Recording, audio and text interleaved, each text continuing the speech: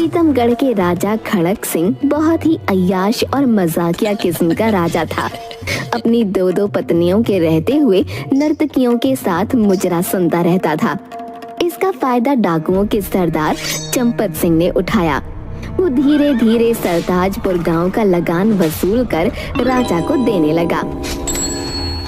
कुछ ही सालों में चंपत सिंह इतना मजबूत हो गया कि राजा भी उससे डरने लगे। वो मनमाना लगान वसूलने लगा। एक दिन, पिताजी, हम लोग दिन रात कड़ी मेहनत करके कमाते हैं और डाकू चंपत सिंह के आदमी हमारा धन छीन कर ले जाते हैं। अरे बेटा, हम लोग गरीब पंडित हैं, हमें तो पूजा करवा कर अपना पेट भरना है, हमें राजनीति से क्या लेना देना। नहीं पिताजी, हमारा काम हमारे धर्म की रक्षा करना भी है। इस बार हम लोग कोई कर नहीं देंगे। हाँ नहीं बेटा, डाकू लोग बहुत ही बुरे लोग हैं। उनका काम ही लूट, हत्या और छीना चोरी है। इन लोगों से पंगा नहीं ले सकते। नहीं माँ, हमें आवाज उठानी ही पड़ेगी। कब तक हम गुलाम बनकर रहेंगे बताओ। तभी जगीरा लगान वसूलने ज्ञानचंद के पड़ोसी रतन के पास पहुंचा। क्यों रे रतन, पिछली 2 बार से तुम्हारे बेटे की तबीयत खराब है का बहाना बनाकर लगान नहीं दे रहा है? इस बार कोई बहाना नहीं चलेगा। आप सही कह रहे हैं, लेकिन मेरा बेटा बंकू सही में बीमार है और इस बार भी लगान नहीं चुका पाऊंगा।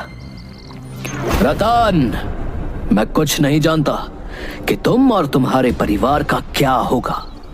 मुझे तो बस लगान से मतलब है और वो तो तुम्हें देना ही पड़ेगा, चाहे तुम जी कर दो या मर कर दो। तभी बंकू को खून की उल्टी आती है। ये लो मंगलसूत्र और जाकर लाला से उधारी लेकर वैद्य जी से दवा ले आओ। जगीरा मंगलसूत्र सुनीता के हाथों से छीन लेता है। चलो, अब तक का लगान तो इससे चुक जाएगा, और हाँ, आगे से लगान के पैसे समय से देना। अभी तो मैं जा रहा हूँ, जल्दी ही दूसरा लगान लेने आऊंगा, समझे? मालिक, हमारा बच्चा मर जाएगा, मंगलसूत्र दे दो। ये मेरी सुहाग की आखिरी निशानी बची थी।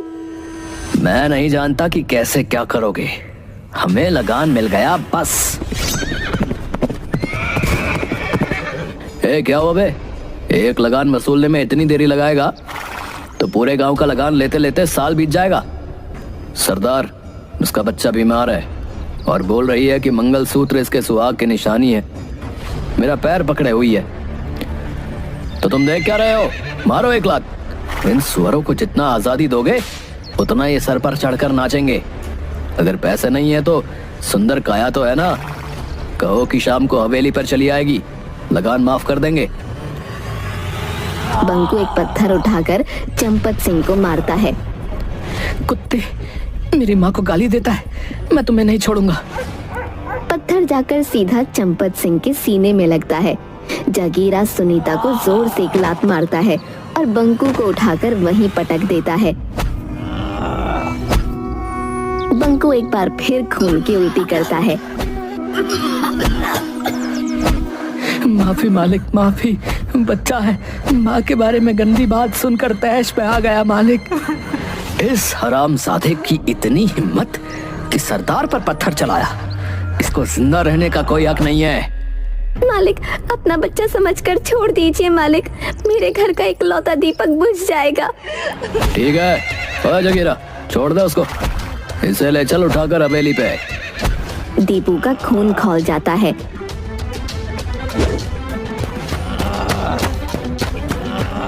चंपत सिंह की ओर दौड़ता है। सुअर, मैं तुझे नहीं छोड़ूंगा, ये ले।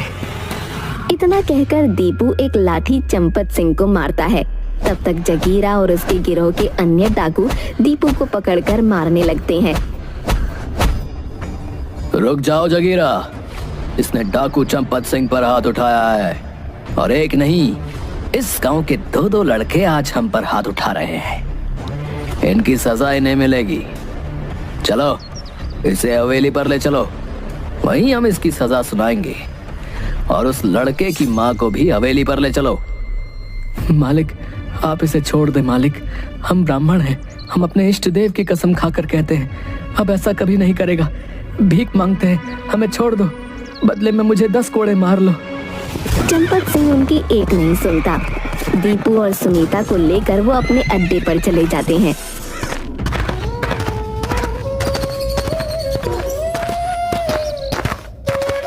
इधर ज्ञानचंद और रतन राजा खड़क सिंह के पास पहुंचकर, महाराज की जय हो। मैं सरताजपुर गांव का एक दरिद्र ब्राह्मण हूँ। मेरा बेटा दीपू और इसकी पत्नी सुनीता को डाकू चंपत सिंह और जगीरा पकड़कर अपने अड्डे पर ले गया है। साथ भेजकर उसे छुड़वा दीजिए महाराज। हाँ महाराज, मैं एक किसान हूँ। मेरा बेटा बहुत दिनों से बीमार है। मेरी पत्नी को जगीरा और चंपत सिंह उठा कर ले गए हैं। उसे वापस करवा दो महाराज। क्या कहा? डाकू चंपत सिंह? देखो, तुम तो जानते ही हो कि डाकू चंपत सिंह से हमारी सेना भी डरती है। इस मामले में मैं तुम लोगों की कोई मदद नहीं कर सकता। अगर कुछ किया तो वो मेरा तख्ता पलट कर सकता है भाई। बेहतर होगा कि तुम लोग चंपत सिंह के पास ही जाओ, शायद उसे दया आ जाए। इधर डाकू चंपत सिंह के अड्डे पर, जगीरा, अरे इस लड़के को पहाड़ी पर ले जाकर नदी में फेंक दे और सुनीता को कल सुबह इसके गांव पर छोड़ आना। आज ये मेरे साथ रहेगी। जगीरा दीपू को ले जाकर पहाड़ी से नीचे नदी में फेंक देता है। नदी में गिरते ही दीपू बेहोश हो जाता है और रात भर बहते बहते एक अनजान जंगल के किनारे पत्थर से टकराकर रुक जाता है। तभी एक महान तपस्वी देवराज की नजर उस पर पड़ती है और वो दीपू को अपनी कुटिया में ले जाकर उपचार करते हैं। कुछ ही देर में दीपू को होश आ जाता है। मैं कहाँ हूँ? देवर्षि, आप कौन हैं? मैं तपस्वी देवराज हूँ बालक। तुम नदी के किनारे पड़े थे तो मैं तुम्हें कुटिया में ले आया। तुम कौन हो बालक, और नदी में कैसे गिर गए? देवर्षि, मैं प्रीतमगढ़ राज्य के सरताजपुर गांव का एक दरिद्र ब्राह्मण का बेटा हूँ। हमारे राजा खड़क सिंह हैं, लेकिन डाकू चंपत सिंह का आतंक हमारे गांव पर है। उसने हम सभी गांव वासियों का जीना हराम करके रखा है। दीपू तपस्वी देवराज को सारी बात बताता है।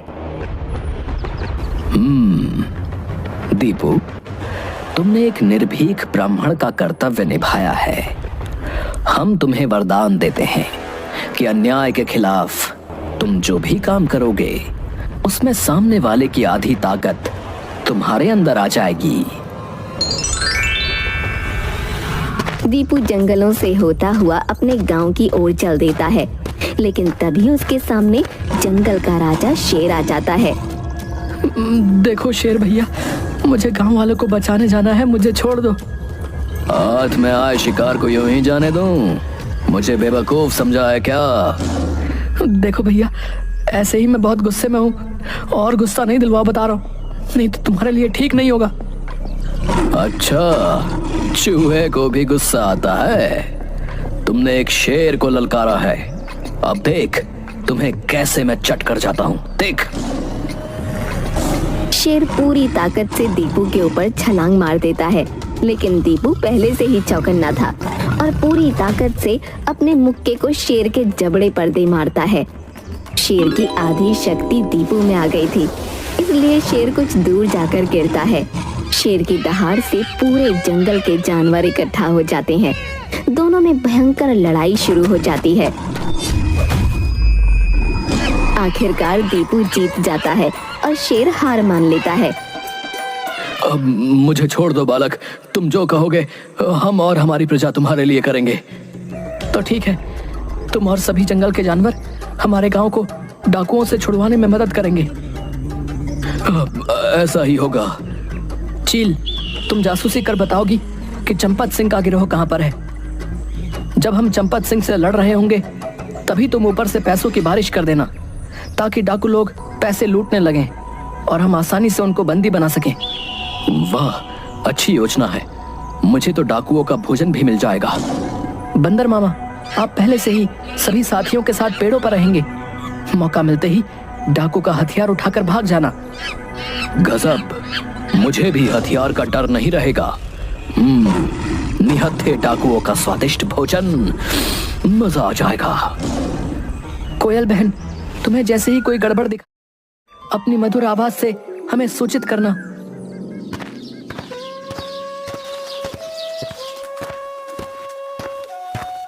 अरे मेरा बेटा, जिंदा है तू? अरे ओ दीपू की माँ, सुनती हो? जरा बाहर तो आना, देखो कौन आया है। आपको कई बार कहा कि दीपू का नाम ना लो, मुझे उसकी याद आ जाती है। अरे मेरा लल्ला तो जिंदा है, मैंने तो आशा ही छोड़ दी थी। हम कल सुबह ही गांव छोड़कर चले जाएंगे, नहीं तो चंपत सिंह के डाकू दीपू को जिंदा नहीं छोड़ेंगे। पिताजी, अब हम नहीं, चंपत सिंह और उनके डाकू हमारे गांव को छोड़कर जाएंगे। नहीं बेटा, हम लोग उनसे नहीं जीत सकते। वे हथियारों से हम सभी को मौत के घाट उतार देंगे। पिताजी की बात मान ले दीपू, हम लोग चलते हैं कहीं दूसरी जगह। अरे जिंदा बच्चे तो कहीं भी रहकर अपना जीवन गुजार लेंगे। हाँ बेटा, उस दिन सुनीता जगीरा को दांत काटकर भागकर जंगलों में जा छुपी। चंपत सिंह और उनके डाकू रतन के घर पर आए और सुनीता के ना मिलने पर दोनों बाप बेटों को मार पीट कर गांव से निकाल दिया। दीपू ज्ञानचंद को अपने साथ हुई घटनाओं के बारे में बताता है। ज्ञानचंद और विजया को विश्वास दिलवाता है कि वो और जंगल के उसके साथी मिलकर डाकुओं को गांव से मार भगाएंगे। दूसरे दिन सुबह में कोयल आकर कूकने लगती है। पिताजी, लगता है खबरी ने डाकुओं को बता दिया कि मैं आ गया हूँ। कोयल, तुम जाकर जंगल में खबर कर दो।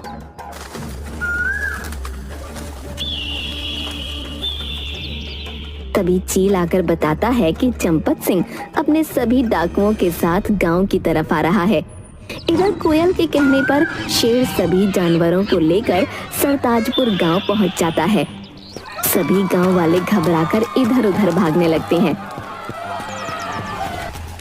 गांव वासियों, जंगल से ये जानवर हमारी मदद के लिए आए हैं। आप लोग घबराएं नहीं, अपने अपने घरों में सुरक्षित रहें। बोलो बालक, अब हमें क्या करना है? सबसे पहले शेर भैया, आप लाला के घर जाकर उसे हड़का कर पैसे ले आओ और चील को दे दो। फिर सभी जानवरों के साथ छुपकर डाकुओं के आने का इंतजार करो। चलो, ये काम तो मैं यूं ही कर दूंगा। शेर जैसे ही लाला सेठ के घर में घुसता है, पूरे घर में हड़कंप मच जाता है। सारे नौकर इधर उधर भाग जाते हैं। सेठ तिजोरी छोड़कर कमरे में बंद हो जाता है। बंदर मामा जाकर उसमें से सारे पैसे लेकर एक कपड़े में बांधकर चील को दे देते हैं। तभी कोयल कूकने लगती है। चंपत सिंह जगीरा और डाकुओं के साथ वहां पहुंचता है। पंडित, हमें मालूम है कि तुम्हारा बेटा जिंदा बचकर आ गया है। चुपचाप अपने बेटे को सरदार के सामने ले आओ, नहीं तो हम तुम्हारे घर को आग लगा देंगे, समझे? मैं भी तुम ही लोगों का इंतजार कर रहा था। अरे तू क्या निकालेगा? मैंने तुम्हें बिल से निकालने के लिए जानबूझकर तुम्हारे पास खबर पहुंचवाई थी। अच्छा, तो चीटी के भी पर निकल आए। ए जगीरा, पकड़ कर लाओ उस पंडित के बच्चे को। आज सभी गांव वालों के सामने उसे जिंदा जलाएंगे, ताकि आज के बाद कोई सर नहीं उठा सके। अरे जगीरा, फिलहाल तो अपनी जान की फिक्र कर। साथियों, आक्रमण!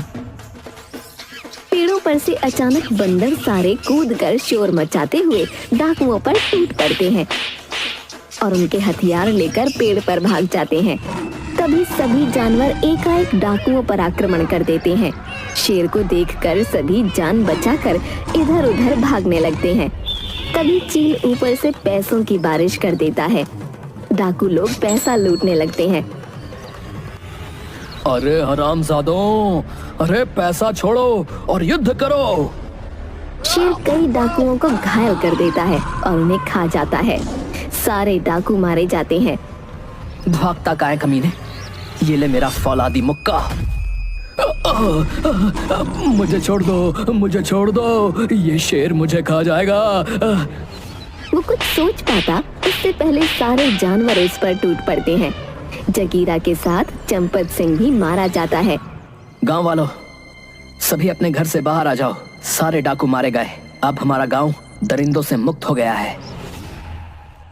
सारे गांव वासी खुशी से नाचते हुए अपने अपने घरों से बाहर आ जाते हैं। राजा खड़क सिंह सरताजपुर गांव को लगान मुक्त गांव घोषित कर देता है। कुछ दिन बाद रतन भी अपने परिवार के साथ गांव वापस आ जाता है। सभी खुशी खुशी रहने लगते हैं।